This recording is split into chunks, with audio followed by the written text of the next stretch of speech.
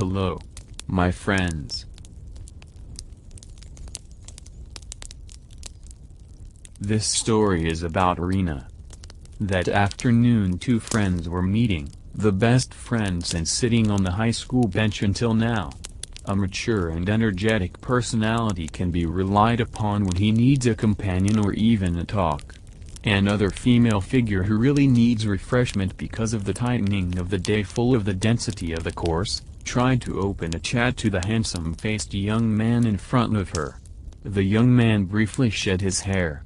Yes, it happens that tomorrow there is a hiking schedule with friends to Bogor, clearly and solidly the voice of the young man who has the middle hair. The woman nodded and agreed to her offer. When we leave for Bogor, we will ride a bike to be more fun the night before the departure. The cute and geeky woman who is usually called Rena has prepared all the equipment for climbing. Long story short, the day will come. Before sunrise, Rena rushes to pick up her best friend at her house. Rena is a homeboy who rarely leaves home. Routes usually go from house to college only. It just so happens that Rena's house and the young man's house are not that far away, because there is still one residential house just different from the complex. It was seen that the young man who was close to Gridio had been waiting in front of the house and then packed up and left to chat. Their journey begins. The journey that took them for hours made them quite exhausted. Until finally they decided to stop by a Krug. Come on, Rin bathe. Rena shook her head, refusing her invitation. The sight of tourists enjoying the coolness of the water except for Rena taking out his mobile phone to take pictures perpetuates the beautiful nature of the waterfall. The oddity arises when Rena walks into the toilet. Rena paused to try to sharpen her hearing with what she had just heard. But he later affirmed that there was no sound but the wind blowing in between the leaves. For a fraction of a second he re-shattering his hearing. This time it was not wrong. That he heard the sound of a chick. Rena recalled in her grandfather's words, if there was anything improper to listen to, one of them was the sound of a chick.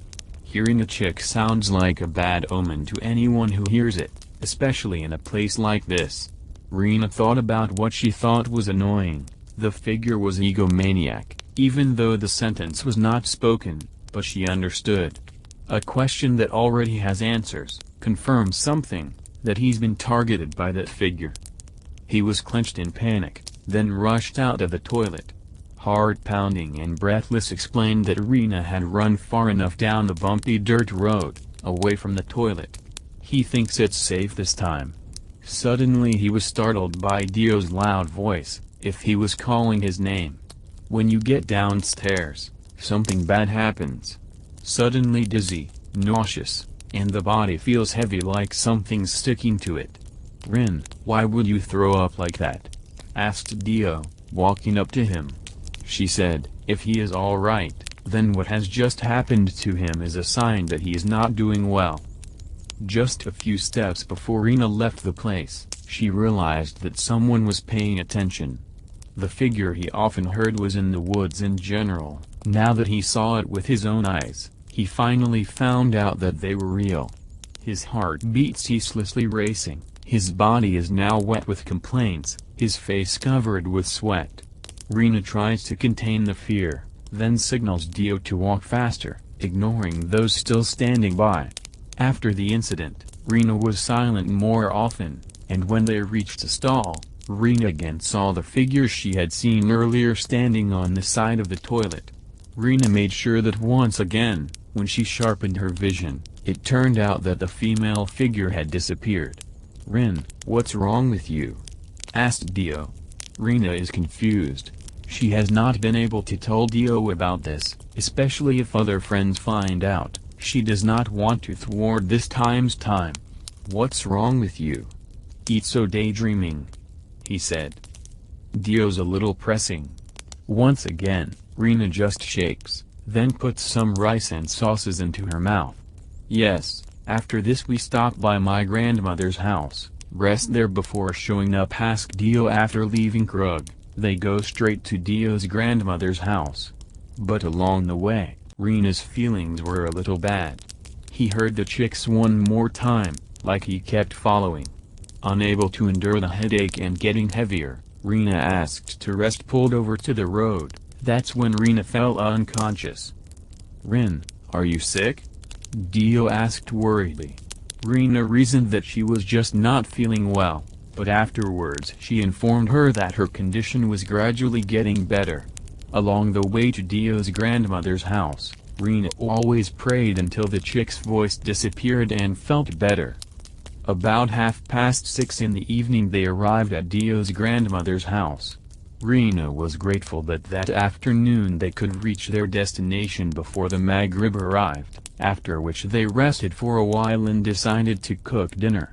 The weirdness began to happen again when Rena was about to wash the rice behind. It just so happens that the bathroom in this house is separated from the house, so he has to walk a few steps back and get some water to cook. Rena can feel a very cold breeze, making her hair stand up. Looks like a barn and a banana plantation on the left. When the neighbors walked through the trunk of a banana trunk, there was a white figure standing with a black face. A wrapped figure resembling a scroll with contrasting colors. Keep an eye on him. It looks like his head is slowly moving, and then it's drifting towards him. Rena screamed vigorously. Quickly Dio and several other friends ran to Rena, who was sitting down hiding her face and hand. "Hey, why Rin?" Dio was curious. Rena explained what she saw just now, as her hand pointed at the banana plantation. "There's nothing Rin. You," replied to Dio, who was then cut off by his grandmother. "Take your friend in, don't stay here for long." "Lie, Grandma, come on in." "There's nothing," Dio said calmly. Once inside, Dio reminds Rena to read this type and pray a lot. The night goes on and now they are separated, the women's room and Dio's grandmother's room, while the men in the next room live in Dio's grandfather. "It's late, go to bed, don't go out of the house tonight," said the old lady, who was none other than Grandma Dio. The night was late. Rena was asleep in her sleep before suddenly she smelled the scent of a very fragrant flower, the smell of a strange scent, but it felt like Rena had once smelled this scent. "No more wrong," he said in his heart.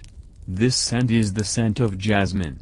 Rena began to open her eyes. Amid the darkness of the room, she felt that not far from where she was lying, that someone was in a sympathetic position. Her figure was not so clear, but she could see that she was a woman. Her hair is long, strung up. Touching the floor, his sympathetic position turned to Rena, the still unconscious Rena.